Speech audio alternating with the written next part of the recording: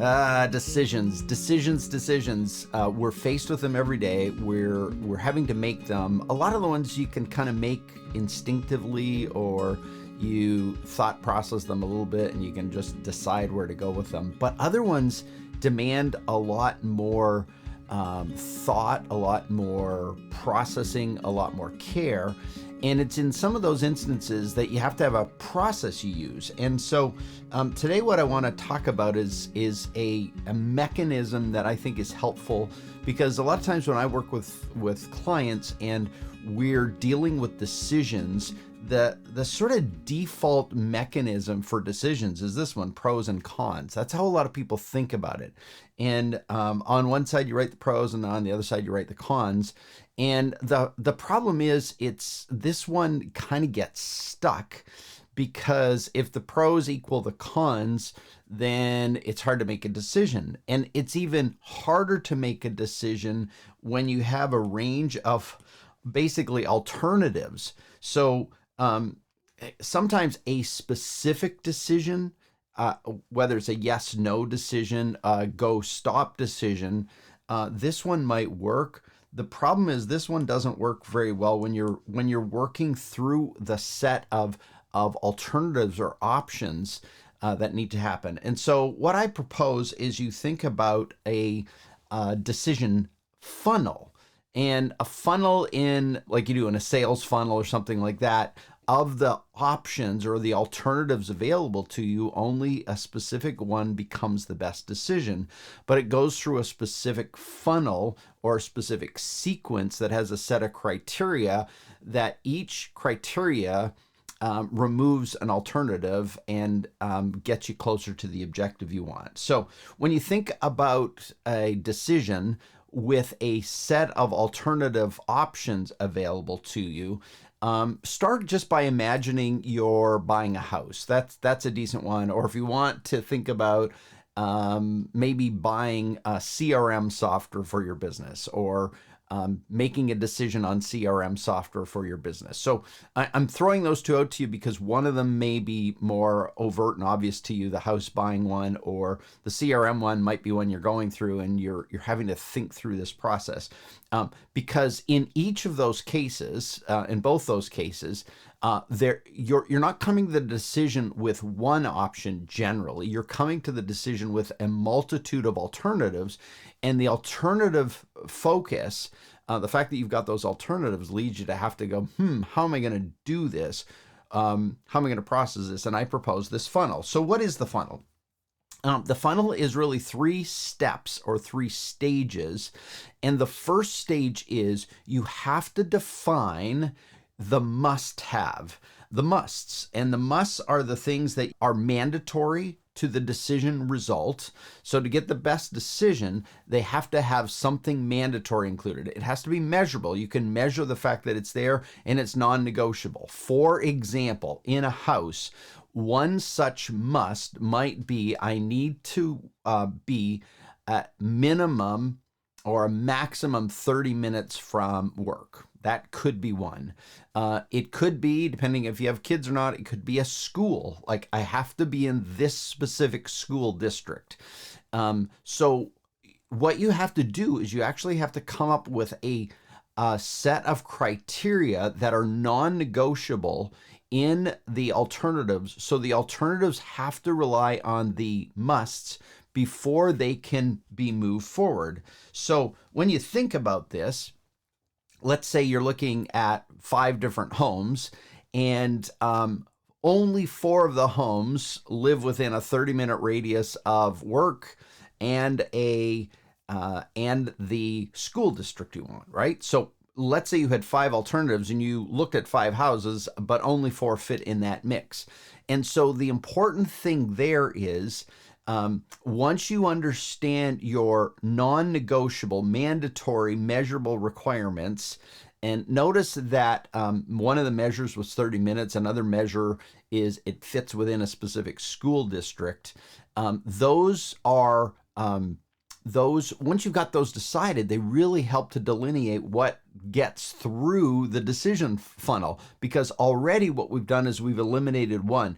Even if you love that house was perfect in every possible way, but it doesn't meet your minimum viable criteria, a mandatory, measurable, non-negotiable musts that have to move forward, you can't bring it into the funnel. It has to stay outside. Next, the next part of the funnel is the things you want. And so these are the desires, the nice to haves, the extras. And so in a house, it may be you want a specific thing like washer and dryer must be included, must be an ensuite bathroom in the master bedroom. Whatever those criteria are for you, they're not a must, they're a want.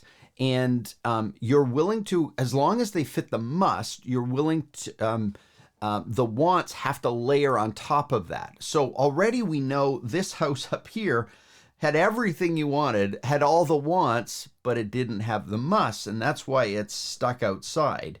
And so in this case, if you define the wants, then the wants now start to define what comes into that category.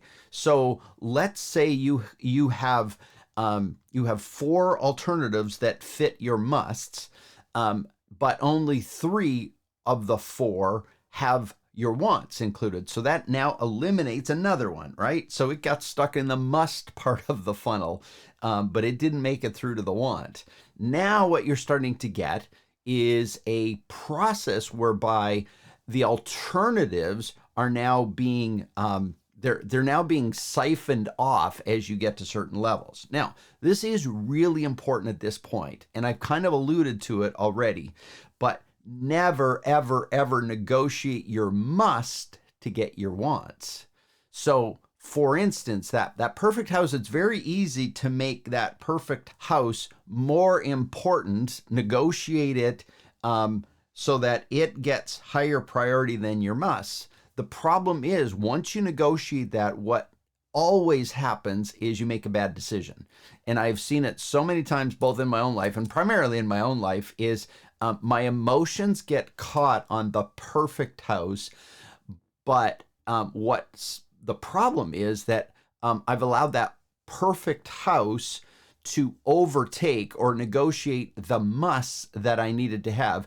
And when that occurs, then I end up with regret, bad decision, buyer's remorse, all those kind of things, because I'm constantly fighting the thing that I knew I needed, that I must have in this particular decision. So this is critical. When you're dealing with musts and wants, you got to know your musts, and the musts always win out over the wants. So that's the part of the sequence and the funnel. Now, the final one is risk, an acceptable risk.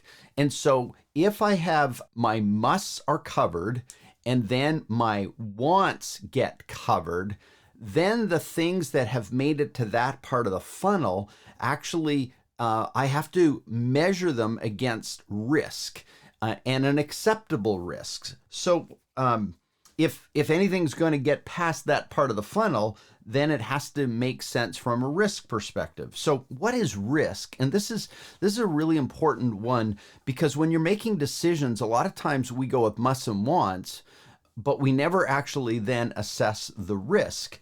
And a risk is something that looks like probability, right?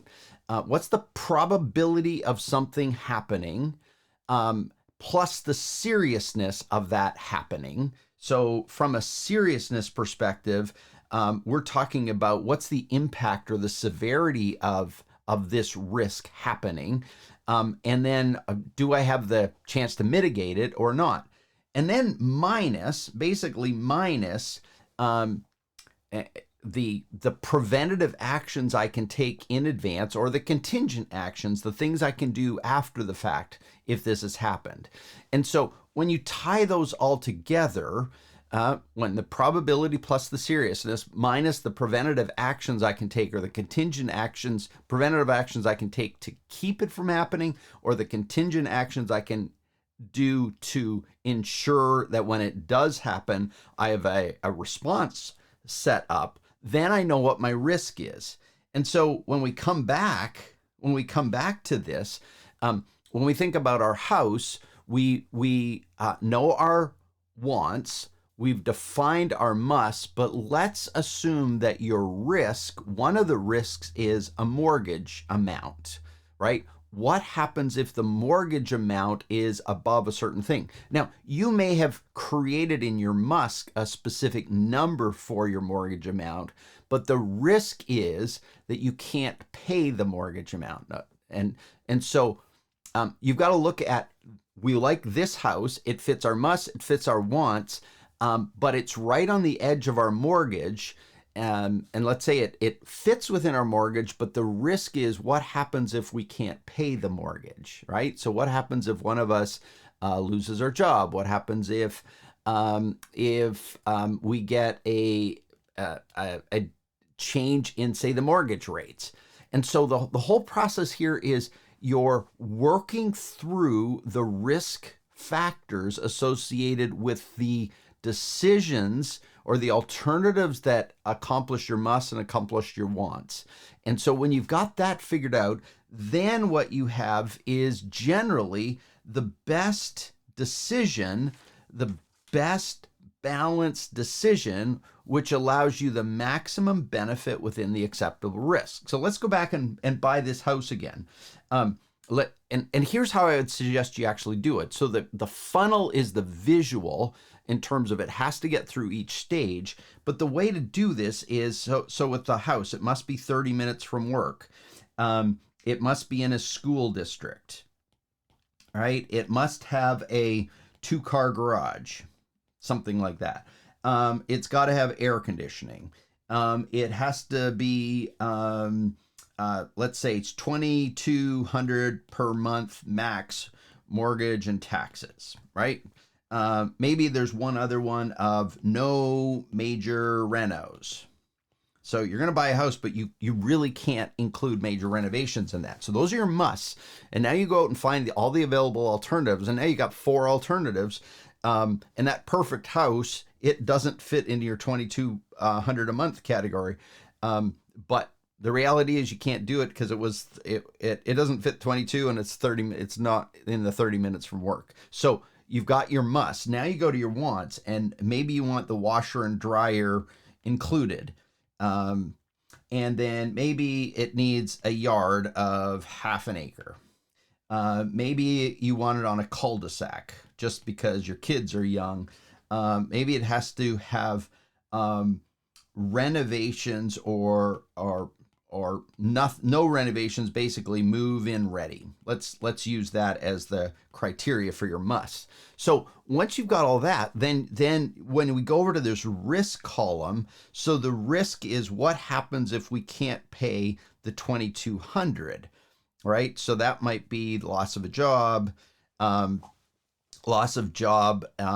mortgage rate increase. Now, if you sign it now, hopefully you get at least 5 years out of it or 30 years, whatever you're doing there. But you're looking at that risk. The unforeseen costs of repair or renovation that are hidden in the walls, right? So there's something there that's a risk that you have to assess in terms of the probability of that, the seriousness of that, minus do you have a response to that? Can you respond? Can you deal with that quickly? And so what you're doing here is you're looking at the criteria from must, wants, risk, and each of those, as you go from left to right in this case, you're narrowing the field of possibilities in terms of the alternatives available to you. Hopefully that makes sense. Another one to consider may be, again, you're going down this pathway, and these get knocked out as you go down the pathway, the alternatives, to get to your best decision, that maximum benefit within an acceptable risk. What about CRM software? Well, let's say it speaks to QuickBooks. This is a must. Like, these are things, integrates with Outlook. Say you use Outlook and Microsoft as your your email sequence, and it has to intersect with that, because you don't want to deal with your CRM sending your email, because too much happens in your email.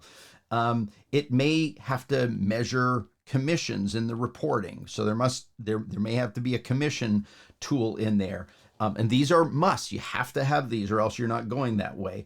It has automated triggers in terms of next steps, like 7 days after. You get to set that definition, but it has to have those. These are non-negotiables. It has to import old CRM data. Say you're leaving Salesforce and going into another one, it has to be able to import that. Then what you have is, in terms of your wants, it aligns with current workflow, right? So you want it to match the current workflow you're doing and not introduce a new one. You want, a maximum of 1 month to integrate the software. So you're leaving the old software and going to the new, but you really want this to only take a month. And then basically you want to keep it under $50 a seat. Now, notice in this one, we put price into the want category because you realize the importance of this. You may not have a must on that one. You may only have a want. And so you're willing to open yourself up to a different set of possibilities if your want is $50 a seat or less, instead of a must, non-negotiable, we can't go over $50 a seat. And there is a distinction there. There's a very clear distinction. Whereas on the mortgage, what we did is we kept the number in the must category. But in the want category, as it relates to CRM software, we're willing to negotiate. We have to get our musts. And so in order to get our must, we're willing to negotiate our wants, right? So we might want to keep it under 50, but we're not willing to do anything there. Well, then once you get those in there, what are some of the risks? Well, maybe it's the integrations, right? Does it really integrate the way you want it to? What about the database from the old software? What if it doesn't come in? Maybe you have 10 years of history in there. And so what's the risk if it doesn't come in? And you can think through, well, what's the probability, right? And you could send a data set to these different options, these alternatives for software. You could send a export data set of your CSV file. You could ask to see a actual integration on the system, how it's pulling data, pricing into your QuickBooks account. Whatever that looks like, you're defining for yourself based on the set of options. What are the possible risks that show up to you? How serious is that risk? What's the probability of that risk? And can I prevent it, or can I mitigate it if it actually happens? And as long as you understand what's sitting there, then you have the potential of dealing with this. But ultimately, the whole point of this is you now have a process whereby you can take a set of alternatives because you have a goal. You run them through your must, you run them through your wants, you run them through the acceptable risk in order to get the best balanced decision that supports what you're doing. So essentially you have an objective, you have a series of alternatives, right? You have these series of alternatives, you run them through the filter, through the funnel, right? That funnel of must, wants, through the risk, in order to get to this destination that you're getting to. And I find without this funnel, it's hard to make and reach decisions. And so given that, I hope that this has given you a little bit of an insight, a glimpse into when you're stuck with a set of alternatives going into a decision, come back and use the must, want, risk structure. And I hope that as a result of that, you get the answer and the best decision for you in that. I hope that helps. We'll talk to you soon.